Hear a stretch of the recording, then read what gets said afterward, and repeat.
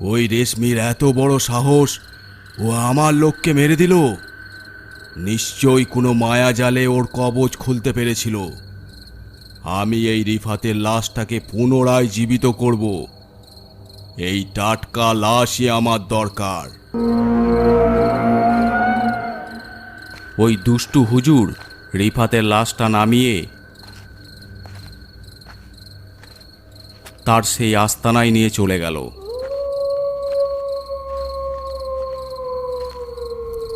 তারপর রিফাতের লাশটাকে লম্বা করে শুয়ে দিয়ে তার পাশে বসে বিড়বিড় করে কী সব পড়তে লাগলো।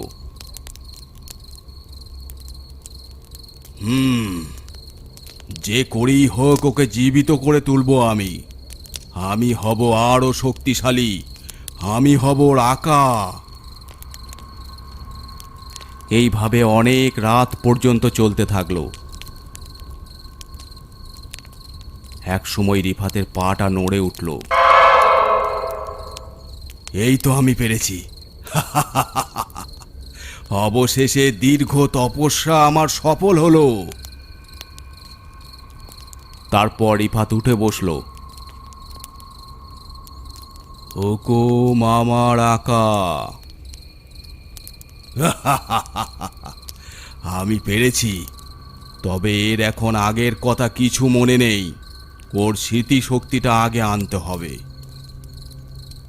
তার জন্য আমাকে এই পানি পড়াটা ওকে খাওয়াতে হবে। নে, এই পানিটা খেয়ে নে। রিফাত পানিটা ঢক ঢক করে খেয়ে নিল।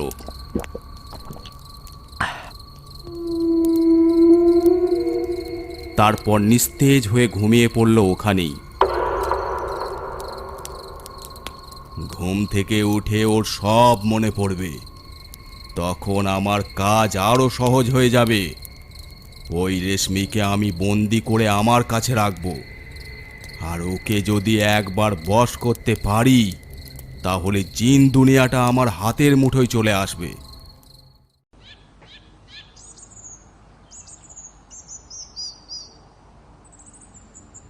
আচ্ছা, রেশমি যে বলে গেল রিফাতকে মেরে ফেলেছে, কিন্তু সকাল পর্যন্ত তো কোনো খবরই পেলাম না। ঠিক বলেছ। আমার মনে হয় থানাতে একবার খবর নিয়ে আসলে ব্যাপারটা জানা যাবে। তবে রেশমি যখন বলেছে ওই নিশ্চয়ই রিফাতকে মেরেছে। হ্যাঁ, সেটা তো আমি জানি, কিন্তু এখনো সেরকম তো কোনো খবর পেলাম না, তাই বলছি। ঠিক আছে, থানা থেকে একবার ঘুরে আসি। তারপর আমির পুলিশ স্টেশনে যাই। স্যার, রিফাতের কি কোনো খবর পাওয়া গেছে? না আমির বাবু, আমরা আপ্রাণ চেষ্টা করছি তাকে খুঁজে বের করার। আচ্ছা, রিফাত মারা যায়নি তো? না না, মারা যাবে কেন? মারা গেলে আমরা ঠিক খবর পেতাম। আমার মনে হয় ও কোথাও লুকিয়ে আছে। চিন্তা করবেন না, ওকে পেয়ে গেলে আপনাকে ইনফর্ম করে দেব। এরপর আমির বাড়ি চলে যাই। তখন রাতের অন্ধকার নেমে এসেছে। রিফাত ধীরে ধীরে উঠে বসল। কিরে, তোর নাম কি মনে আছে? সব মনে আছে হুজুর। আমার নাম রিফাত। আর সেই রেশমি আমাকে মেরে গাছে ঝুলিয়ে দিয়েছিল। আমি এর বদলা চাই। আমি পেরেছি। বহু তপস্যার পর আজ আমার পরিশ্রম সার্থক। আমিও চাই এর বদলা। ওকে বন্দি করে রাখবো। আমাকে আবার প্রাণ দেওয়ার জন্য অনেক ধন্যবাদ হুজুর। এখন আমি কি করব হুকুম করুন। এখন তুই আর শুধু একটা মৃত মানুষ নয়, তুই অলৌকিক বলে জীবন ফিরে পেয়েছিস। তুই চাইলে যে কারো রূপ নিতে পারিস, এমনকি রেশমির রূপও নিতে পারবি। রেশমি যেমন আগে ওই কবরস্থানের পাশে মানুষকে তার মায়ার জালে ফাঁসিয়ে মেরে ফেলতো, তুইও তাই করবি। এই খবর যখন রেশমির কানে পৌঁছাবে, সে আবার ফিরে আসবে। আর ফিরে আসলেই আমরা আমাদের বদলা নেব। ওকে চিরতরে বন্দি করে রাখবো।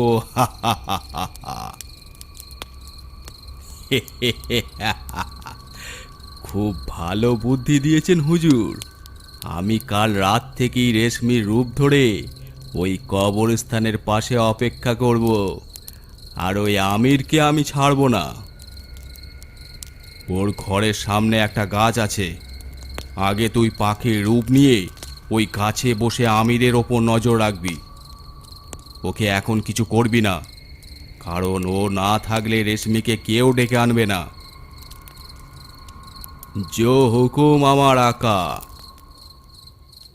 পরদিন আমিরের অনেক পুরনো বন্ধু রাজীব তার বাড়িতে এসেছে দেখা করতে। বিয়েটা করেই ফেললি তাহলে? আমাকে পর্যন্ত জানালি না। অন্যজনের কাছে তোর বিয়ের খবর পেলাম।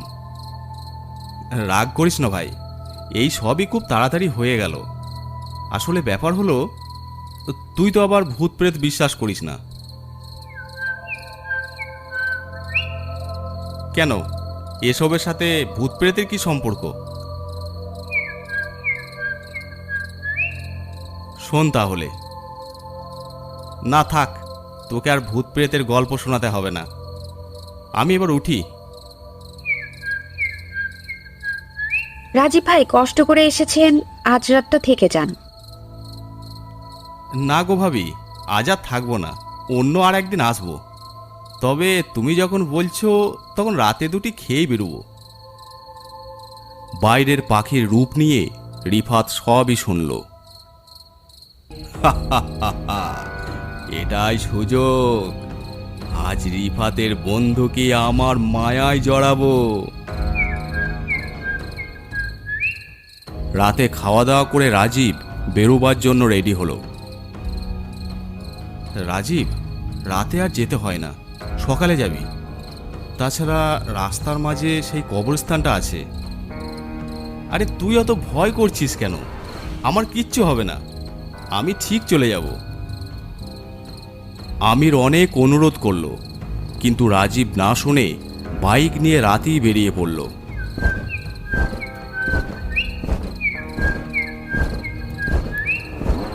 বেশ কিছুটা যাবার পর দেখে কবরস্থানের পাশে রাস্তার ধারে একজন মহিলা হাত ইশারা করছে। কি ব্যাপার, এই রাতের বেলা এখানে এই মহিলা কি করছে? কাছে এসে বাইক দাঁড় করায়। কি ব্যাপার, আপনি একা মেয়ে মানুষ এই কবরস্থানের পাশে কি করছেন? আসলে আমি বাড়ি যাচ্ছিলাম, তো এইখানে আমার স্কুটি খারাপ হয়ে যায়। দয়া করে যদি আমাকে বাড়ি পর্যন্ত পৌঁছে দেন তাহলে খুব উপকার হয়। ঠিক আছে, চিন্তা করতে হবে না, আপনি আমার বাইকে বসুন, আমি আপনাকে আপনার বাড়ি পর্যন্ত পৌঁছে দিচ্ছি। কোথায় বাড়ি আপনার? একটু সামনে গেলেই জঙ্গলটার ওপাশে আমাদের বাড়ি। দয়া করে পৌঁছে দিন, আমার এখানে খুব ভয় করছে। আরে না না, ভয় পাওয়ার কিছু নেই, আমি আপনাকে পৌঁছে দিচ্ছি, উঠে বসুন। এরপর রাজীব বাইক নিয়ে এগিয়ে যেতে লাগলো, আর রেশমি পথ নির্দেশ করতে লাগলো।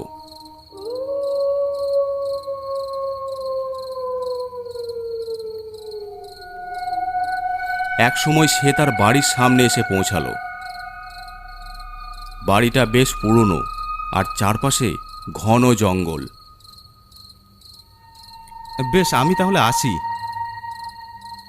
আপনাকে অনেক ধন্যবাদ, কিন্তু বাড়িতে এই মুহূর্তে কেউ নেই। আমার একা থাকতে খুব ভয় লাগছে। আপনি কি আজ রাতটা এখানে থাকতে পারবেন? সকাল সকাল না হয় চলে গেলেন। না না, কাল আমার অফিস আছে। প্লিজ, এই একটা রাত, ভোর ভোর বেরিয়ে যাবেন। অনিচ্ছা সত্ত্বেও রাজীব ঘরে গিয়ে ঢুকল। আমি আপনার জন্য কফি বানাচ্ছি, আপনি বসুন। আমি ড্রেসটা চেঞ্জ করে আসছি। খানিক পর দেখে রেশমি ঘর থেকে একটা লাল রঙের শাড়ি পরে বের হয়ে আসে। তার চোখে মুখে এক অদ্ভুত মাদকতা, সে রাজীবের খুব কাছে গিয়ে বসলো। আপনি মানুষটা কিন্তু খুব ভালো। এত রাতে আমাকে একা ফেলে চলে যেতে মন চাইছে আপনার? রাজীব একটু অস্বস্তি বোধ করে সরে আসে। এই নির্জন রাত, আমি আর আপনি, ভয় কিসের? দেখুন রেশমি, আমার এভাবে এখানে থাকাটা ঠিক হচ্ছে না। আমি বরং পাশের ঘরে যাই। রাজীবের চিবুক স্পর্শ করে। পালানোর চেষ্টা করবে না সাগর। আমি তো আপনাকে ভালোবাসতে চাইছি। একবার আমার চোখের দিকে তাকিয়ে দেখুন।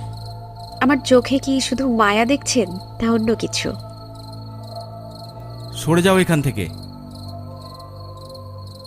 দিতে গেলে হঠাৎ অনুভব করে রেশমির হাতের চামড়া পাথরের মতো শক্ত আর বরফের মতো ঠান্ডা। কে কে তুমি? তোমার হাত এত ঠান্ডা কেন?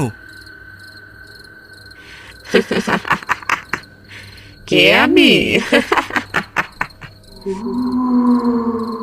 মুহূর্তের মধ্যে রেশমির সুন্দর মুখটি বিকৃত হয়ে যায়। চোখ দুটো রক্তবর্ণ হয়ে বেরিয়ে আসে। রেশমির রূপ খসে গিয়ে রিফাতের পচা গলা, ভয়ঙ্কর মুখ ফুটে ওঠে। এ কি? কে তুমি? তুমি তো কোনো মানুষ নও।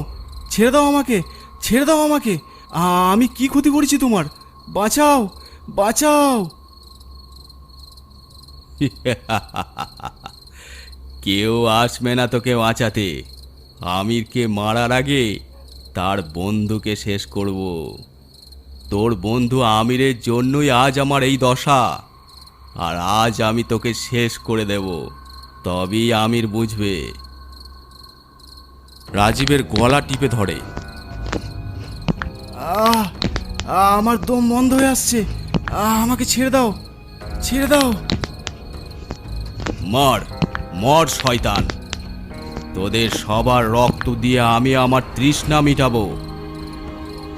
রিফাত রাজীবের ঘাড় মোটকে দেয়। আর রাজীবের দেহটি নিথর হয়ে মেঝেতে পড়ে যায়।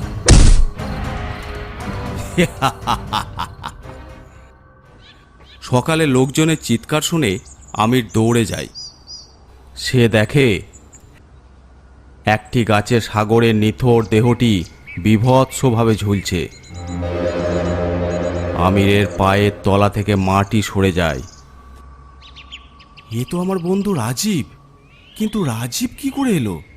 তাহলে রেশমি ঠিক এভাবেই তো রিফাতকে মেরে ফেলেছিল। কিন্তু রেশমি তো মুক্তি পেয়ে চলে গেছে। তবে কি আবার ফিরে এলো? কেন রাজীবকে মারল? ও তো নির্দোষ ছিল।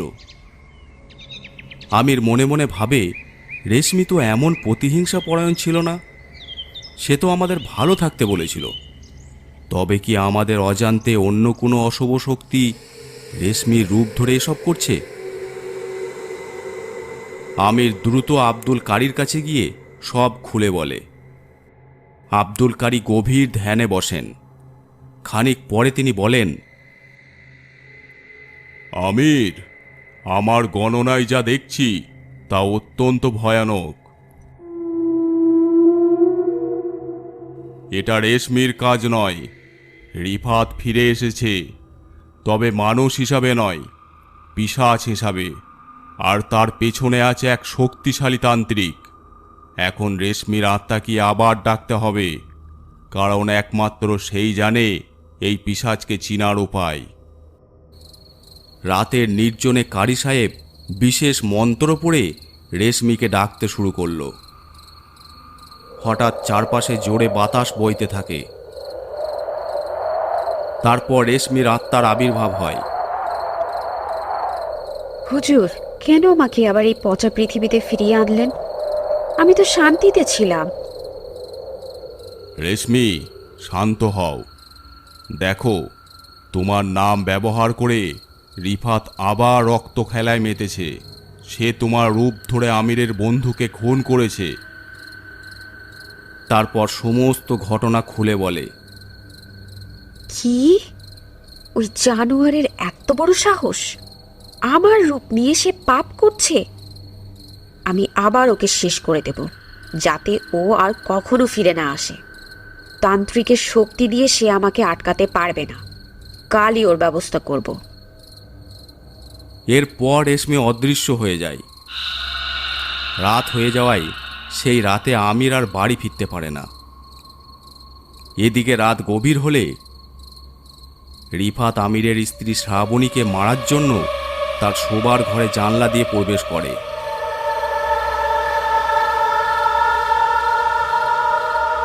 আমির তোকে বাঁচাতে আসবে না। আজ তোর রক্ত দিয়ে আমি আমার তৃষ্ণা মিটাবো। রিফাত ঘুমন্ত শ্রাবণীর ওপর ঝাঁপিয়ে পড়তে যায়, কিন্তু শ্রাবণীর গলায় আব্দুল কারির দেওয়া সেই বিশেষ কবচটি জ্বলতে শুরু করে। রিফাত যন্ত্রণায় ছিটকে পড়ে যায়।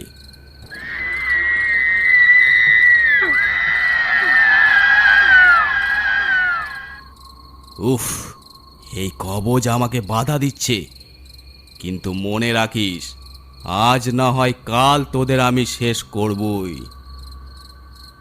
পরদিন রাতে এক বিশেষ মন্ত্রের মাধ্যমে রিফাতকে সেই জঙ্গলে ডেকে আনা হয়। আমির, আব্দুল কারিয়া, রেশমির আত্মা রিফাতকে ঘিরে ফেলে।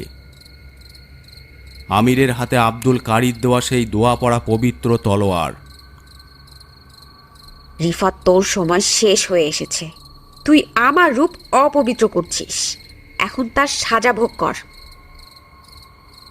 রেশমি, তোকে তো আমি নিজে হাতে খুন করেছি। তুই মৃত, তোর কোনো ক্ষমতা নেই। আমার ওপর তান্ত্রিক বাবার কালো জাদু আমাকে অপরাজেয় করেছে। রিফাত রেশমির দিকে ধেয়ে যায়, কিন্তু রেশমি তার আত্মিক শক্তি দিয়ে রিফাতকে স্থির করে ফেলে।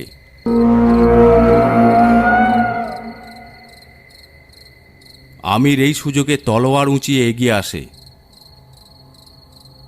রিফাত, তুই আমার বন্ধুকে মেরেছিস, আমাদের জীবন দুর্বিষহ করে তুলেছিস।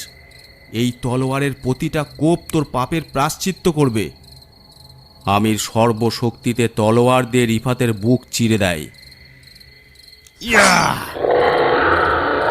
তলোয়ারের পবিত্র আলোয় রিফাতের দেহটি আগুনের মতো জ্বলতে শুরু করে। কি হচ্ছে? তান্ত্রিক বাবা, আমাকে বাঁচান! পুড়ে যাচ্ছি আমি, পুড়ে যাচ্ছি! বাঁচান আমাকে, বাঁচান! মুহূর্তের মধ্যে রিফাত ছাই হয়ে বাতাসে মিশে যায়। এখনো লড়াই শেষ হয়নি। এই দুষ্টু হুজুরকে শেষ না করলে ও আবার কোনো অঘটন ঘটাবে। তোমরা সাবধানে থাকবে, আমাকে যেতে হবে।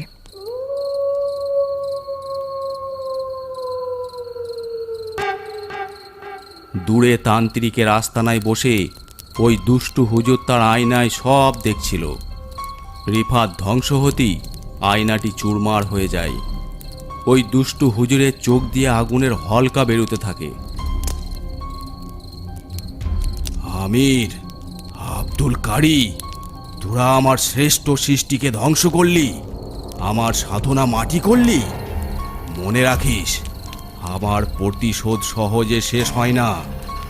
তোদের বংশের প্রদীপ নেভানোর জন্য আমি আবার নরকের দরজা খুলে দেব।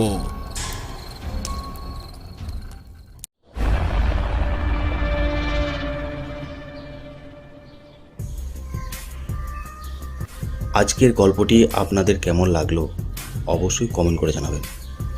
আর যদি ভালো লেগে থাকে অবশ্যই চ্যানেলটি সাবস্ক্রাইব করে দেবেন। আর আপনারা যারা গল্প পাঠাতে চান আমাদের ফেসবুক পেজে ইনবক্স করে পাঠাতে পারেন, অথবা আমাদেরকে মেল করতে পারেন। এছাড়াও আমাদের ইনস্টাগ্রাম আইডি আছে, আপনারা ফলো করে নিতে পারেন। সব কিছুর লিঙ্ক ডিসক্রিপশন বক্সে দেওয়া আছে।